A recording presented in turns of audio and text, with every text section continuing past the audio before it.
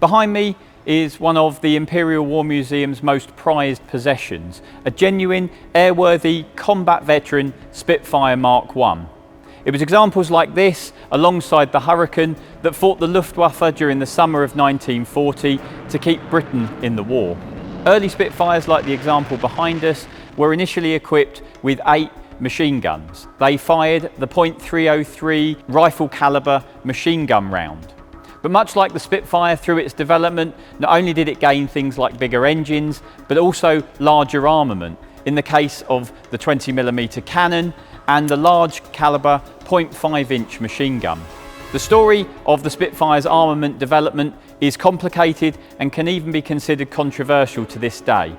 To help us tell that story, we've brought in Jonathan Ferguson of Royal Armouries, who's going to take an in-depth look at the 3 main weapons that the Spitfire would be equipped with throughout the war. But first, let's step back and look at the development of the very first Spitfires.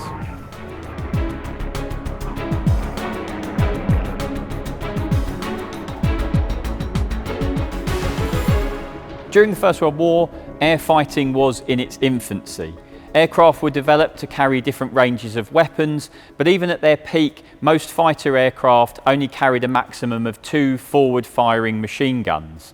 During the interwar period, planners began to look forward to a potential future conflict and what might be required. Aircraft were developed, and it was deemed that a minimum of 4 machine guns would be required in any future war. This is evident in the last RAF biplane to enter service, the Gloucester Gladiator, equipped with 4 forward-firing .303 machine guns. But even as the Gloucester Gladiator is entering RAF service, the next generation of fighter aircraft is just over the horizon. These aircraft will be monoplanes, and they will be fast, capable of flying over 300 miles an hour. The Air Ministry realised that these aircraft may only be capable of following an enemy in combat for around 2 to 3 seconds, only a very short period of time to actually down that enemy aircraft. So enter into our story Fred Hill and his daughter Hazel, who calculate that to put down this required amount of fire, we don't need 4 machine guns, but we need 8. Although 8 machine guns seemed excessive at the time, the most cutting-edge fighter just about to enter RAF service, the Spitfire, was able to accommodate these machine guns, with 4 in each wing spread throughout. So now over to you, Jonathan, to tell us more about the .303 Browning machine gun. Hi guys, Jonathan here at the Royal Armouries with our wonderful collection of firearms, of course. This is technically a firearm, even though it's mounted in an aircraft, specifically the Spitfire. This is the first and probably most iconic gun used in the Spitfire, and the Hurricane, of course, and other aircraft. This is the Browning. This is a Mark II Star, .303, belt-fed machine gun, air-cooled. You basically have to go air-cooled with aircraft guns. This thing is putting out 1,150 rounds per minute. That's a pretty high rate of fire. Good chance of tagging the enemy with some of those shots. The drawback was the round. This is a rifle caliber round, more than capable of killing a person, of course, multiple people potentially. The problem was the size of it. It can only be this big, which means you cannot fit any explosive content in there to really do damage to the fabric of the aircraft. What you're doing instead is putting a sort of swarm of angry bees into the enemy and hoping that you hit something vital. Pneumatic firing system, you can see our cables attached to this one, 2 required for the Browning. A very capable gun, you've got 8 on the Spitfire, 300 rounds per gun initially. That's a lot of rounds at 1,150 rounds per minute. So hopefully hit something, but you might find you're hitting, and you're not doing the damage that you really need to do to knock that aircraft out of the sky. By the time the Spitfire comes into service, it's equipped with 8 .303 machine guns, 4 in each wing. But with the increasing speeds and altitudes these aircraft can fly at, some problems come about. One of which is the guns themselves freezing as the aircraft fly at these heights. To combat it, hot air is pumped from the engine through the gun bays to keep them warm, and also patches are fixed to the front of the gun apertures to stop moisture and dirt getting inside. As such, the Spitfire's armament is ready to face its biggest test come the summer of 1940 and what we now know as the Battle of Britain.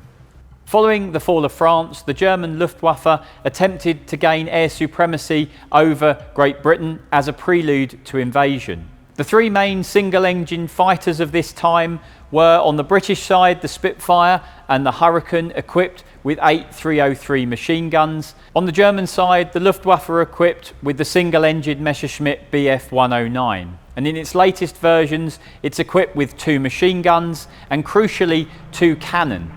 These cannon are able to fire explosive shells. Because the British fighters were equipped with 8 machine guns, they had a higher rate of fire, meaning they could fire more bullets at the enemy in a certain span of time.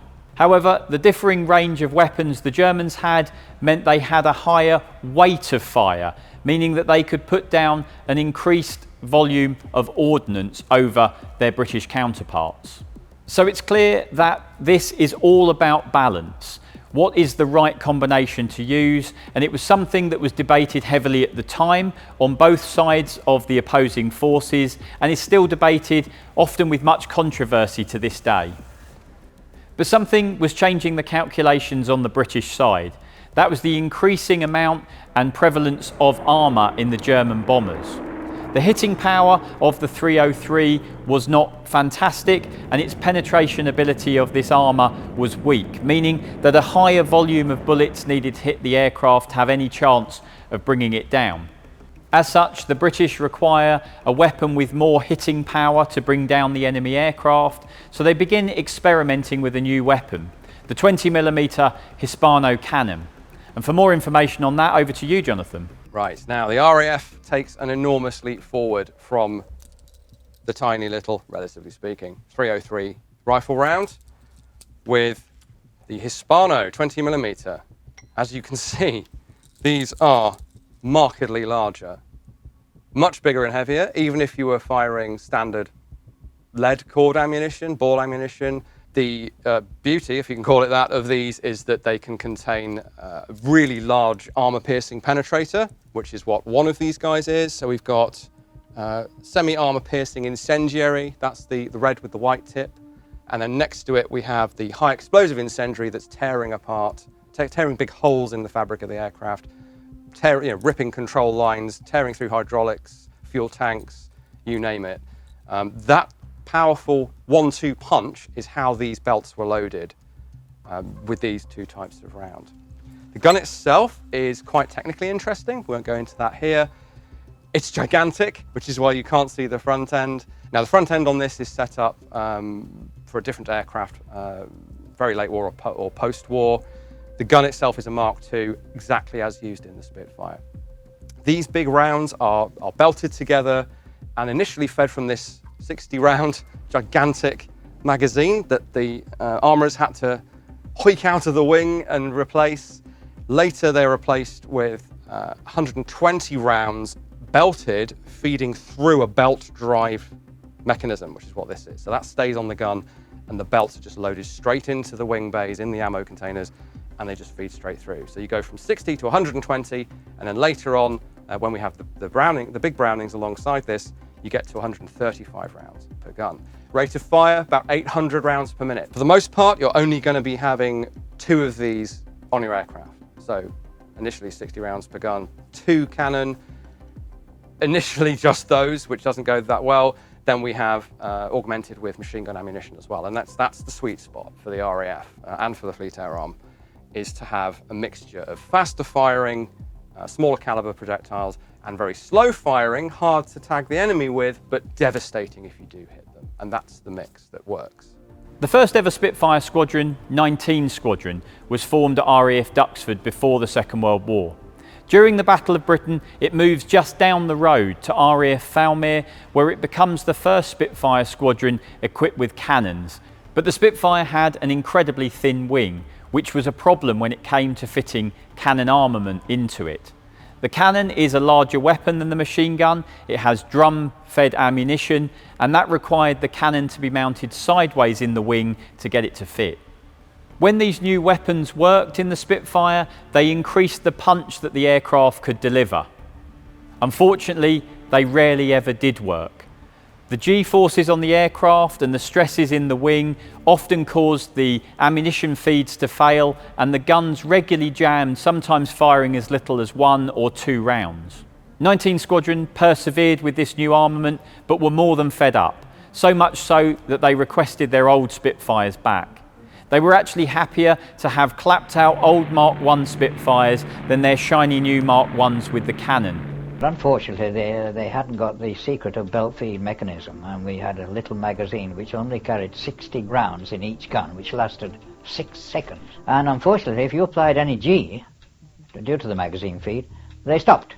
And we kept protesting, because these things should never have been issued in that state. We were just furious that we should be issued with stuff that had obviously never been tested. For a long time, a matter of weeks, with these damned aeroplanes.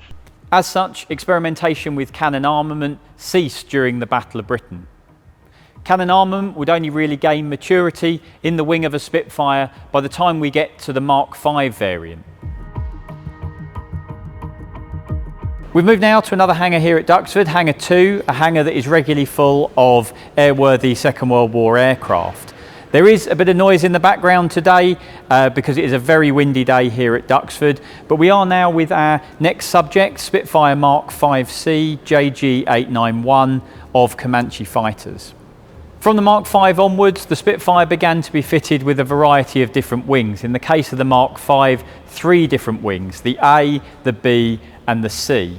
First, we have the A wing, which we've already seen on N3200 in Hangar 4, which is only capable of carrying 8 303 machine guns.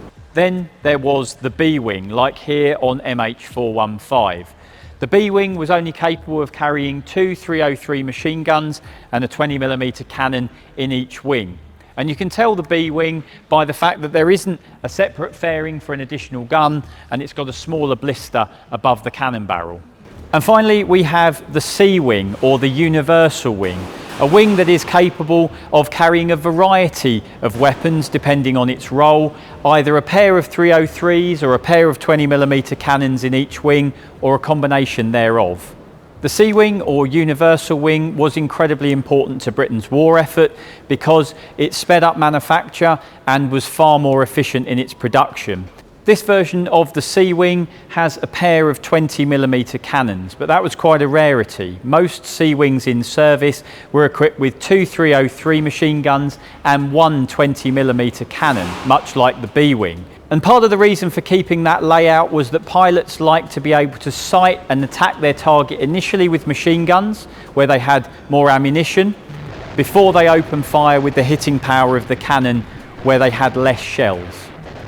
As the war progressed, the Spitfire needed to be upgraded to meet constantly updating threats from the enemy. In the case of the Mark V, it was being bested by the German Focke-Wulf 190. New aircraft needed to be developed, and that aircraft would be the Mark 9. From the Mark 9 Spitfire onwards, the designation A and B were largely dropped in favour of the C, D and E wing. Although a large number of the Mark 9s were equipped with the C wing, British pilots still felt that as enemy aircraft were developed, they still lacked the punch that they needed with the 303 bullets. And that led in the Mark 9 to the development of the E wing, a wing that was capable of carrying a 20mm cannon and a 0.5-inch heavy machine gun round. So over to you, Jonathan, for one final time to tell us about the 0.5-inch machine gun. What we have here might look like a giant 303 Browning, and it basically is a giant 303 Browning. It's the same design scaled up to the 50 calibre, the 50 Browning machine gun round. Still in common use today, and it is absolutely enormous. At this time, it's a very potent aircraft gun used in virtually all of the US fighters, and the Spitfire, with its new E wing in 1944, late 44, gets the ability to mount 2 of these alongside the Hispano cannon, giving it a fair bit of punch. So we're comparing that to the other Browning round, the 303, and it's almost hilariously much, much bigger. It's 800 rounds per minute, right between the 2 other guns, and it is 260 rounds per gun, but you only get 2 guns. So you're still a bit low on the ammo count, but it's a great compromise for rate of fire and firepower, because this big old round here, it can be armor piercing, it can be high explosive, It can be armour-piercing incendiary, which is a common aircraft round. So many would say this is the perfect compromise. The Americans, notably. The Brits went still compromising with this and the Hispano for the later marks of Spitfire. So we've heard about a number of wings that the Spitfire was equipped with, the A, the B, the C and the E. But now we're going to go back over and have a close look at a very special Spitfire, that equipped with a D wing. So we come through to another hangar here at Duxford, hangar number 3, to take a look at another version of the Spitfire. This time a Spitfire with the D wing. The D wing actually means it's got no armament, because this is a photographic reconnaissance Spitfire, PR Mark 11, PL 983. Very early on in the Second World War, aircraft were required to take pictures of the enemy, become spies in the sky. And the Spitfire, as the fastest aircraft that the RAF had available, became very useful in this version. For the photographic reconnaissance Spitfires, in the place of the ammunition and the guns in the wings, fuel could be added, which allowed these short-range fighter interceptors to have the legs to reach out over the enemy territory and take photographs as an aerial camera platform. If these aircraft were intercepted by the enemy, they relied on their speed to evade interception. These Spitfires were the fastest of all Spitfires, as they didn't have the weight and the drag that came with armament in the wings. Aerial reconnaissance was incredibly important during the Second World War, developed by all sides, but particularly so by the British and Americans. And really it is photographic reconnaissance that is the backbone to what becomes the Allied strategic bombing campaign. The aircraft behind me is a Spitfire PR-11, PL 983, belonging to the Aircraft Restoration Company. This particular aircraft was assigned to number 2 Squadron in early 1945 and is known to have flown at least one high-level photographic reconnaissance mission in around April 1945. And the names are part of a sponsorship campaign to raise money for NHS charities. So the aircraft behind me is one of many Spitfires that you can see at Duxford on a normal day, covering the majority of the variants and marks that were produced, from the Mark 1 through to the final Spitfire variant, the Mark 24. This particular variant was equipped with an entirely redesigned wing, exclusively holding 4 20mm cannons, the armament that would take the RAF into the jet age.